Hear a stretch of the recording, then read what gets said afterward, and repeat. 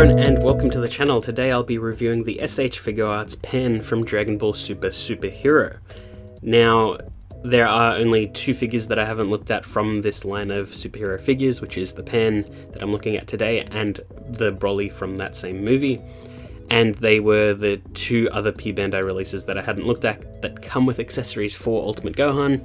Originally, I passed on both of them because I didn't care for the accessory that they came with and thought they were a bit overpriced. And I didn't care enough about them to really grab them, seeing as I'm going on a bit of a bender grabbing all of the mainline S.H.Figuarts for Dragon Ball. I kinda had to get them, and I wanted Pan more than the Broly just because I prefer the Broly from the Super movie Broly and not the superhero movie Broly design, if that makes sense. So anyway, we're looking at Pan today. Her box is designed similar to the other superhero figures, except shrunk down a bit to be more form-fitting to the amount of accessories and character, which is something that the Daima figures could probably learn from just a little bit. But it is all standard, nothing too crazy, and we will jump right into the accessories. So taken out of the box, here's what Pan comes with. So we've got the figure itself, we've got 4 face sculpts as well as an alternate head sculpt for the Ultimate Gohan. We've got an alternate windswept hairpiece, several different hands, as well as 2 water bottles.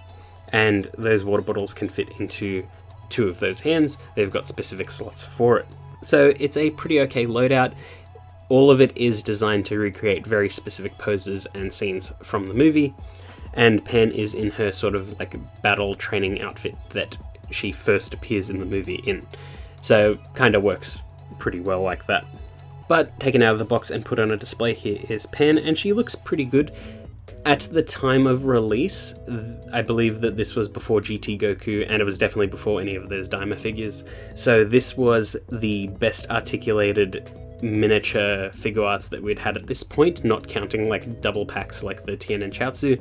But this was sort of like the best scaled down figure in terms of articulation, where they tried to replicate what the other larger figures have, just in a smaller form factor. And almost like a proof of concept to see if they could go further, and probably from this we've gotten a lot of those other figures later. But she looks pretty good, all things considered. The scaling is a little bit awkward, and that's mainly because of how large her head is. Yes, in terms of the actual movie, it's sort of large-ish anyway, but it's not that large, and her proportions might be just a tiny bit off, but that's nothing new with the S.H.Figuarts line. Like, the original Dragon Ball figures do not scale with the adults in any way, shape, or form, and they do need to revisit those at some point too.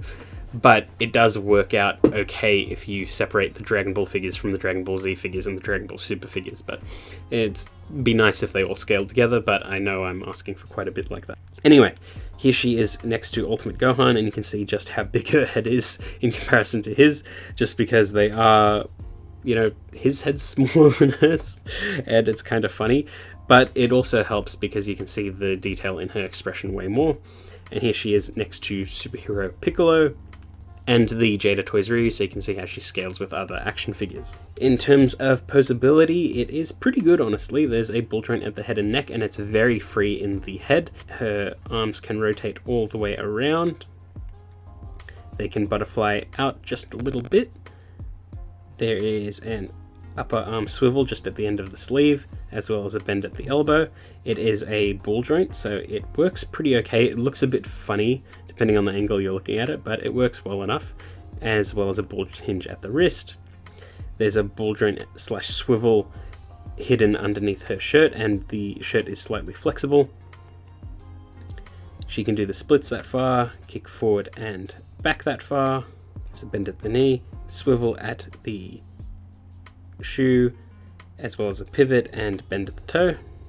And that's about it. It's a pretty solid amount of movement. The joints are a little bit stiff in some areas and loose in others, but it can hold a pose just fine. And the weight distribution is okay, even with the relatively large head.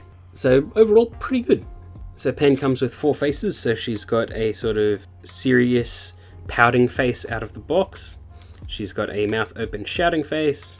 She's got a smiling face, as well as a sort of angry, focused, like, getting ready face. And all of these faces are compatible with the windswept hair, and that is a nice addition to have. I think this was one of the first figures to actually introduce the windswept hair thing, and now it's sort of like a mainstay in the line, so it is kind of cool to see that. And of course we also get the alternate face for the Ultimate Gohan, and this is him powered down, winking and laughing, and looks really nice and pairs well with the pan. And you can also remove the face from the head and put it on the base Ultimate Gohan, but I couldn't get it to work the other way around. I think the pegs were just slightly misaligned, but it's pretty okay, and like I said, pairs well with the pan. And also pairs pretty well with the Piccolo. I tried to recreate the scene right at the start where she hands Piccolo water, but it is very hard to get this pen to sit down, and if you put them very close together, the difference in scaling is very, very noticeable. But it is very nice nonetheless, and I do like the water bottle accessory. Generally, you can get her into some pretty actiony poses, and she holds them pretty damn well, and it's pretty easy to swap out all the accessories. Didn't really have any issues doing that at all, and she can achieve just about any pose you need her to, and like I said, the weight distribution doesn't really get in the way, so she can hold a static pose on the ground just fine.